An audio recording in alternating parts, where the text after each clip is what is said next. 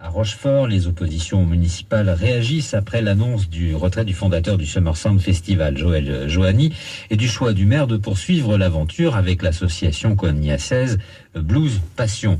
Vous avez pu entendre hier d'abord Hervé Blanchet, le maire de Rochefort, nous confirmer cette information, puis la réaction de Rémi Letroux de l'opposition socialiste. Voici maintenant Alexis Blanc de Rochefort pour tous. Concernant la fin du festival en lui-même, j'ai un sentiment mitigé.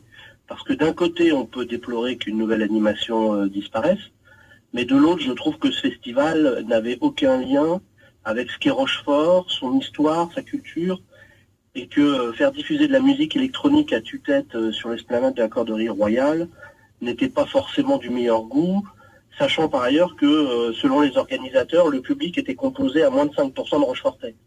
Voilà, donc en réalité, c'est un festival qui s'est déroulé à Rochefort, mais qui ne concernait pas, ou très peu, les Rochefortais. Après, sur le fond, c'est un gigantesque fiasco, mais qui était annoncé et qui ne surprendra personne. Tous ceux qui ont un peu de mémoire se souviennent que dès le départ, nous avons mis en garde le maire. Déjà à l'époque, les pompiers de Rochefort, qui préparaient leur bicentenaire depuis 2 ans à la même date, ont été pris au dernier moment d'annuler leurs festivités pour soi-disant laisser la place à un grand festival qui se voulait pérenne. Or, en réalité, vous vous en souvenez, quand on a découvert le nom de l'organisateur de ce festival, M. Joanny, on a dit clairement les choses, et notamment à plusieurs reprises sur votre antenne. On a dit que ce festival n'était qu'un leurre, et qu'en réalité, il s'agissait d'un deal entre le maire et M. Joanny, un deal du style « je t'organise un festival, je te donne l'hôpital Saint-Charles ». Et à l'époque, Hervé Blanchet nous avait accusé de faire du mauvais esprit, et nous a toujours soutenu qu'il n'y avait aucun lien entre le Summer Sound et l'hôpital, qu'il n'y avait pas d'accord caché et que c'était scandaleux de penser qu'un deal ait pu être passé dans le dos des élus. Et peu de temps après, qu'est-ce qu'on a appris qu'il n'y avait soi-disant qu'un seul repreneur pour l'hôpital Saint-Charles, que la ville n'avait pas les moyens de porter un projet pour ce site et qu'elle ne pouvait faire autrement que de le céder à M. Joanny pour un prix dérisoire. Et maintenant que M. Joanny est propriétaire du bien tant convoité, qu'est-ce qu'on apprend? Que M. Joanny veut soi-disant faire une pause et ne veut plus organiser le festival. Eh bien maintenant... la boucle est bouclée, la ville n'a plus d'hôpital, elle n'a plus la maîtrise de son destin sur le site de Saint-Charles, et elle n'a plus de festival. Donc c'est un vrai carton plat. Quand Hervé Blanchet affirme sur Demoiselle qu'il va confier l'organisation de ce festival à l'association de cognac Blues Passion, vous n'y croyez pas? Je pense que plutôt que d'arrêter de mentir en permanence, il serait temps qu'Hervé Blanchet dise enfin la vérité.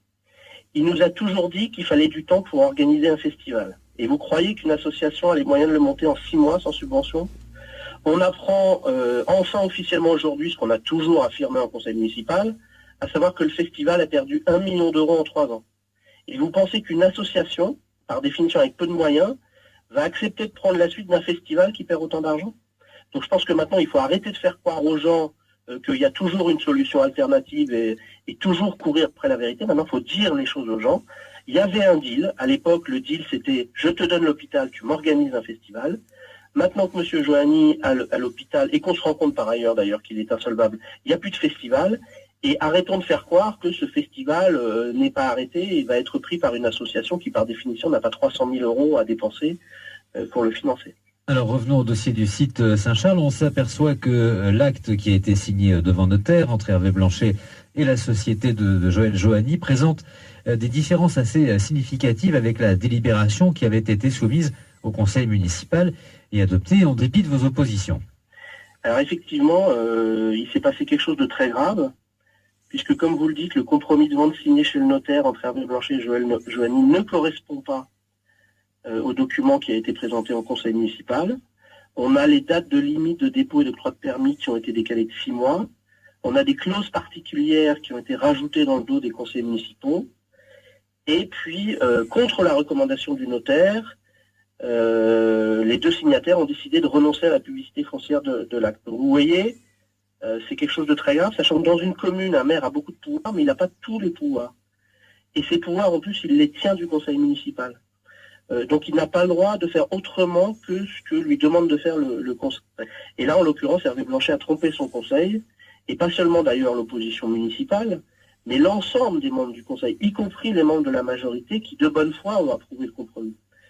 Voilà, donc vous imaginez bien que dans ce contexte, nous pensons donner une suite à cette affaire, Et effectivement, avec Rémy Letrou, nous envisageons d'éventuelles poursuites face à ces agissements pénalement répréhensibles. Rappelons que hier sur Demoiselle, Hervé Blanchet lui est resté sur une position très ferme. Il estime que la ville n'a pris dans l'affaire absolument aucun risque et que si le projet Joanny échoue, eh bien le bien reviendra à la ville de Rochefort comme c'était prévu. C'est la fin de ce journal.